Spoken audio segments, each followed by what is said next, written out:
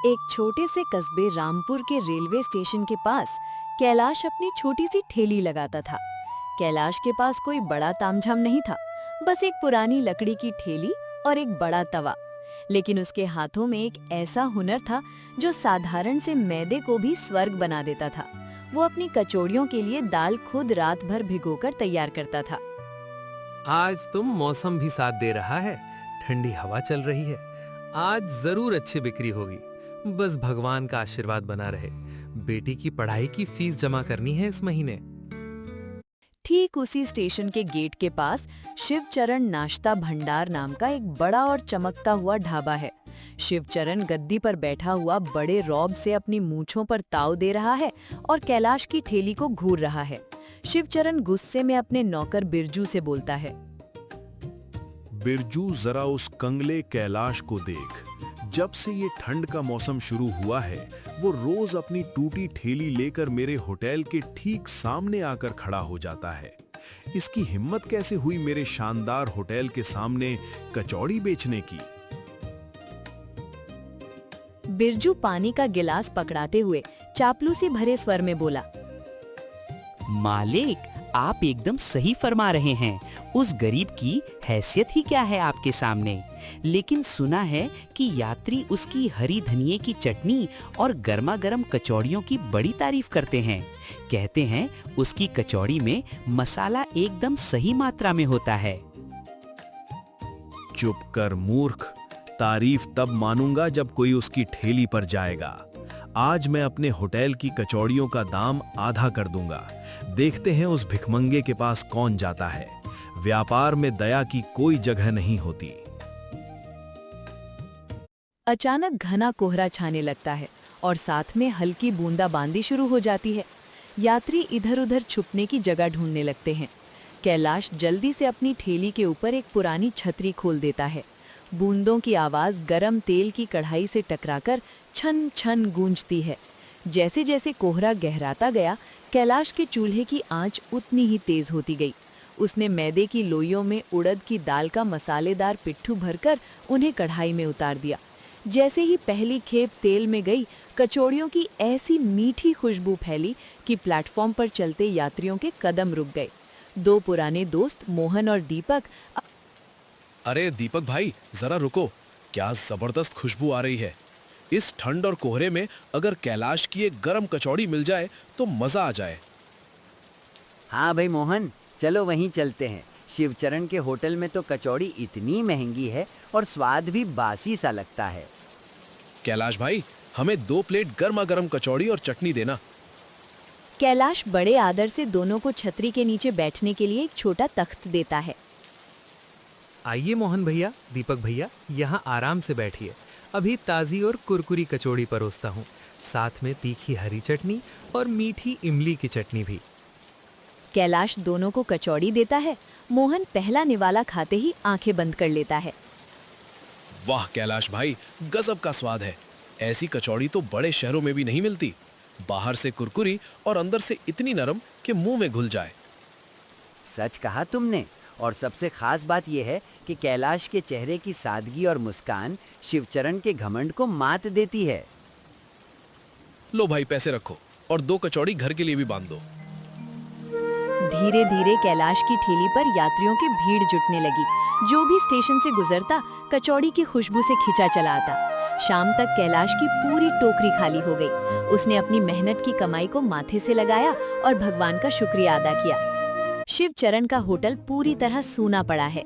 उसकी कचौड़ियों की परात वैसी की वैसी भरी है क्योंकि सब कैलाश के पास जा रहे हैं। शिवचरण गुस्से से बिरजू पर चिल्लाते हुए, ये क्या तमाशा है बिरजू? पूरा दिन बीत गया और मेरे होटल की एक भी कचौड़ी नहीं बिकी। सारा माल ठंडा पड़ा सड़ रहा है और उस निकम्मे कैलाश ने आज 400 कचौड़ी बेच दी। मेरी इज्जत मिट्टी में मिल गई इस बाजार में। मालिक, मैंने पहले ही कहा था, उसके हाथ में कुछ खास बात है। जो भी उसकी कचौड़ी खाता, तारीफ किए बिना नहीं रहता। अगर ऐसा ही चलता रहा तो हमें होटल बंद करना पड़ेगा। शिवचरण एक धूर्त मुस्कान के साथ अपनी अलमारी खोलता है और उसमें से एक छोटी शीशी निकालता है। ऐसा हरगिज नहीं होगा। जब सीधी उंगली से घी नहीं निकलता तो उंगली टेढ़ी करनी पड़ती है। देख बिरजू, ये एक तेज मिर्च का सत्व है। इसे खाकर आदमी का पेट बुरी तरह जल उठेगा। आज रात चुपके से कैलाश के ठिकाने जाना और उसके मसालों के डिब्बे में ये मिला देना। बिरजू घबराते हुए बोला। लेकिन मालिक, अगर किसी ने देख लिया तो? थानेदार साहब बहुत सख्त हैं, हमें हवालात में डाल देंगे। शिवचरण उसे नोटों की एक गड्डी थमाते हुए बोलता है।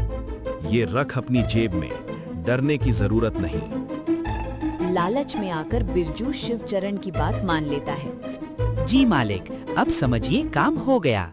कल सुबह कैलाश की कचौड़ी खाने वाले सीधे अस्पताल भागेंगे। रात के 1:30 बजे जब पूरा कस्बा गहरी नींद में सोया था और बाहर घना कोहरा छाया था, तब बिरजू चुपके से कैलाश की ठेली रखने वाली झोपड़ी में घुसता है। तभी पास खड़ा कुत्ता जोर से भौंकने लगता है और बिरजू का दिल उछल पड़ता है। घबराहट में बिरजू का हाथ कांप जाता है और शीशी उसके हाथ से छूटकर नीचे गिर जाती है। अंधेरे में उसे ठीक से दिखाई नहीं देता कि सत्व कहाँ गिरा। उसे लगता है सारा सत्व मसाले के डिब्बे में मिल गया है। घबराकर वो खाली समझी जाने वाली शीशी उठाकर वहां से भाग जाता है। कैलाश सुबह देखता है झोपड़ी के बाहर अनजान पैरों के निशान हैं। ये क्या? लगता है रात को कोई यहाँ आया था। मेरे बर्तन भी इधर उधर बिखरे हैं। नहीं, मैं अपने ग्राहकों की सेहत से कोई खिलवाड़ नहीं कर सकता। अगर इस मसाले में किसी ने कुछ मिलाया है तो मैं इसे फेंक दूंगा और नया मसाला बनाऊंगा। कैलाश की यही ईमानदारी उसकी सबसे बड़ी पूंजी थी। उसने रात का सारा मसाला और दाल का घोल गड्ढे में दबा दिया और सुबह सुबह पूरी तरह नया माल तैयार किया। इधर जब शिवचरण अपने होटल पहुंचा तो देखा बिरजू वही शीशी लेकर वापस आया है। उसे लगा शीशी खाली है। उसने बिना देखे उसे कूड़ेदान में फेंक दिया। लेकिन शीशी में बचा हुआ सारा तेज सत्व पास रखे घी के पीपे में जा गिरा। उसी घी में उस दिन कचौड़ियां तली गईं। शिवचरण खुश होते हुए बोला, बिरजू, तूने कमाल कर दिया। सुबह मैंने देखा कैलाश सारा सामान फेंक रहा था। मतलब आज उसके पास बेचने को कुछ नहीं होगा। आज हमारी कचौड़ी जरूर बिकेगी। तभी कस्बे के थानेदार साहब अपने 2 सिपाहियों के साथ वहां से गुजरते हैं। शिवचरण उन्हें देखकर हाथ जोड़कर बाहर आता है। नमस्ते थानेदार साहब, आइए आज ठंड के इस मौसम में हमारे होटल की गर्मा गर्म कचौड़ी खाइए। आज विशेष माल तैयार करवाया है। ठीक है शिवचरण, आज तुम्हारे होटल का स्वाद चख लेते हैं। 3 प्लेट कचौड़ी लगाओ। शिवचरण फुर्ती से कचौड़ी मंगवाता है। थानेदार साहब जैसे ही पहला टुकड़ा तोड़ते हैं, उसमें से एक तीखी जलन भरी गंध आती है। ये क्या बदबू है शिवचरण? क्या तुम लोगों को जहर खिला रहे हो? नहीं नहीं थानेदार साहब, ऐसा कैसे हो सकता है? हमारा माल तो शुद्ध है। बिरजू, तूने घी कौन सा इस्तेमाल किया था? मालिक, मुझे अभी याद आया, आपकी दी हुई शीशी घी के पीपे के पास ही पड़ी थी। कहीं ऐसा तो नहीं कि सारा सत्व हमारे घी में ही गिर गया हो? क्या? ये तूने क्या कर दिया मूर्ख? बात साफ है, यहाँ कुछ बड़ी गड़बड़ हुई है। अभी इसी वक्त कैलाश को यहाँ बुलाया जाए। थोड़ी देर में कैलाश वहां पहुंचता है।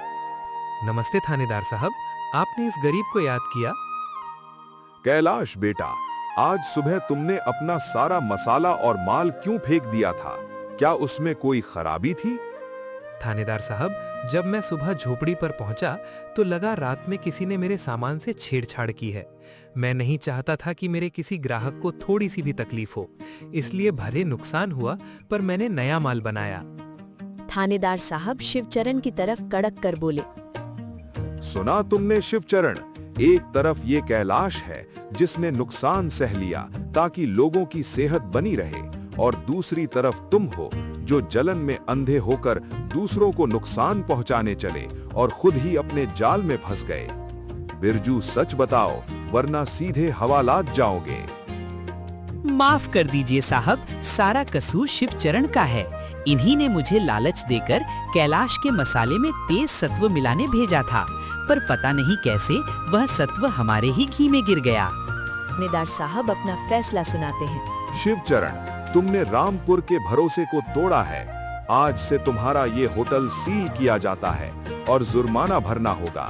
कैलाश अब स्टेशन परिसर में अपनी ठेली की जगह पक्की दुकान खोलेगा और तुम अगले 6 महीने तक कैलाश की दुकान पर बर्तन साफ करोगे, ताकि समझ आए कि ईमानदारी की कमाई कैसे होती है। तो दोस्तों, आपको ये नई कहानी कैसी लगी, हमें कमेंट में जरूर बताइए। ऐसी ही मजेदार कहानियों के लिए हमारे चैनल को सब्सक्राइब करें।